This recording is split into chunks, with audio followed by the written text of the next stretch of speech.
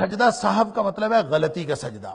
ایسی کوئی بھی غلطی جس کے بارے میں آپ کو معلوم ہو کہ نماز کی حیت کے بارے میں، نماز کی ظاہری حیت کے بارے میں، ظاہری شکل کے بارے میں وہ تبدیلی کا باعث بنی. جہاں بیٹھنا تھا آپ نہیں بیٹھے، آپ اٹھ گئے. جہاں اٹھنا تھا آپ بیٹھ گئے. جہاں سجدہ کرنا تھا آپ نے نہیں کیا. اور جہاں آپ نے 2 سجدے کرنے تھے آپ 3 کر بیٹھے. جہاں کہیں نماز کے اندر ایسی تبدیلی واقع ہو جائے اس کے لیے سجدہ صاحب ہے. لیکن بعض اوقات انسان متردد ہوتا ہے رکعات کے بارے میں کہ پتہ نہیں میں نے رکعات کم پڑھی ہیں کہ زیادہ پڑھی ہیں. بعض اوقات انسان متردد ہو جاتا ہے سجدوں کے بارے میں کہ میں نے پتہ نہیں کتنے کیے ہیں، 2 کیے ہیں کہ 3 کیے ہیں. تو جہاں کہیں یہ شک پڑتا ہے تو شک کے بارے میں تو نبی کریم صلی اللہ علیہ وسلم نے فرمایا جہاں بھی شک پڑے آپ کو کسی بھی چیز کے بارے میں تو شک والی بات کو آپ نے چھوڑ دینا ہے، یقین والی بات پر بنیاد رکھنی. یقین یعنی آپ کو یہ شک ہو کہ پتہ نہیں میں نے 2 رکعتیں پڑھی ہیں کہ 3، تو اس کا مطلب ہے شک 3 پر ہے، 2 تو یقینی ہے نا، 2 تو پڑھ لی. تو اس کا مطلب ہے اس کو آپ نے 2 سمجھنا ہے بھلے آپ نے 3 پڑھ لی. اچھا اسی طرح آپ کو شک ہو کہ پتہ نہیں میں نے 2 سجدے کیے ہیں کہ 1 کیا ہے، تو ظاہر ہے کہ 1 تو یقینی طور پر کر لیا، دوسرے پہ شک ہو رہا ہے کہ پتہ نہیں میں نے کیا ہے کہ نہیں کیا، تو شک والی بات چھوڑ دینی، یعنی 1 والی کو پکی بات سمجھ لینا 1 ہی کیا ہے، اور ایک اور سجدہ کر لینا ہے بھلے وہ تیسرا ہو. آپ کو تو شک تھا نا پتہ نہیں 1 ہوا ہے کہ 2 ہوئے، تو اگرچہ 2 بھی کر لیے ہوں تو آپ نے یقین اس بات پر رکھنا ہے جس پر آپ نے بنیاد اپنے عمل کی اس بات پر رکھنی ہے جس پر آپ کو یقین، اور یقین کس پر ہے کہ 1 سجدہ کر لیا. لہٰذا اب ظاہر ہے کہ آپ کا سجدہ 1 ہوا تھا یا 2 ہوئے تھے، آپ نے 1 سجدہ اور کر لیا. آپ کی رکعتیں پوری تھی یا 1 کم تھی، آپ نے 1 اور پڑھ لی.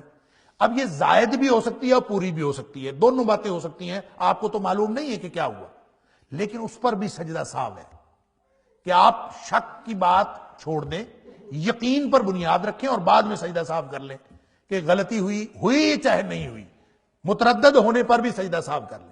اور طریقہ کار اس کا یہ ہے کہ آپ نبی کریم صلی اللہ علیہ وسلم کی جو صحیح حدیث کے اندر اس کا طریقہ آیا ہے وہ 2 طریقے ہیں. ایک طریقہ تو یہ ہے کہ قبل از سلام یعنی سلام پھیرنے سے قبل نماز آپ ساری مکمل کریں، جہاں شک تھا اس کو چھوڑ دیں، تیقن والی بات کریں. پوری نماز آپ نے پڑھ لی، پڑھنے کے بعد یا کوئی امام تھا تو کسی نے درمیان میں لقمہ دے کے اس کو تصحیح کروا دی تو بھی اس کو سجدہ صاحب کرنا پڑے گا. اور وہ یہ ہے کہ نماز کا سلام پھیرنے سے پہلے 2 سجدے کر لیں جیسے ہم عام طور پہ 2 سجدے کرتے ہیں، اسی طرح سے 2 سجدے کریں گے، وہی کچھ پڑھیں گے جو ہم 2 سجدوں میں اور 2 سجدوں کے درمیان پڑھتے ہیں، اور پڑھنے اس 2 سجدے کرنے کے بعد آپ سلام پھیر لیں. یہ ایک طریقہ ہے سلام پھیرنے کا، یہ سجدہ صاحب کرنے کا. دوسرا طریقہ یہ ہے کہ آپ کو سلام پھیرنے کے بعد پتہ چلا کہ جناب فلاں غلطی ہو گئی. وہ جو غلطی ہوئی ہے وہ اگر تو کمی تھی کسی چیز میں، بل رکعت کم رہ گئی، یا آپ کو کسی نے بتایا یا آپ کو خود یاد آیا کہ جناب وہ فلاں رکعت میں تو میں نے سجدہ ہی نہیں کیا، فلاں رکعت میں نے رکوع ہی نہیں کیا. اگر آپ کی 1 رکعت رہ گئی، جو بھی کمی ہے آپ اٹھ کے فوراً وہ کمی پوری کریں گے. پہلے مثلا آپ کی 1 رکعت رہ گئی، آپ اٹھ کے پہلے وہ رکعت پڑھیں گے اور رکعت پڑھنے کے بعد آپ سجدہ صاحب کریں گے اس رکعت کے آخر پہ، بھلے آپ نے سلام پھیر لیا ہو، بھلے آپ نے دوسروں کے ساتھ باتیں کر لی ہوں. کیونکہ صحیح حدیث کے اندر بخاری اور مسلم کی حدیث ہے کہ نبی کریم صلی اللہ علیہ وسلم کو بعد میں لوگوں نے بتایا کہ نبی کریم صلی اللہ علیہ وسلم نے عصر کی نماز تھی 3 رکعتیں پڑھی اور نماز ختم ہو گئی، آپ گھر تشریف لے گئے.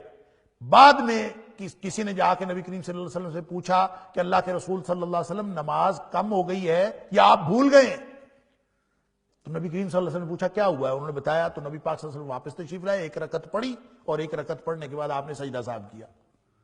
تو اس کا مطلب یہ ہوا کہ بھلے درمیان میں باتیں ہو چکی ہوں، جو کمی رہ گئی ہے اس کو پورا کریں اور اس کے بعد آپ نماز جو ہے وہ آخر پہ آپ سجدہ صاحب کر لیں. اور اگر یہ پتہ چلے کہ جو غلطی ہوئی ہے وہ زیادتی ہوئی ہے تو پھر صرف سجدہ صاحب، یعنی جب آپ کو کسی نے بتا دیا آپ اسی وقت سجدہ صاحب کریں گے اور سجدہ صاحب کر کے سلام پھیر لیں. یہ دونوں طریقے احادیث کے اندر موجود ہیں. پیغام ٹی وی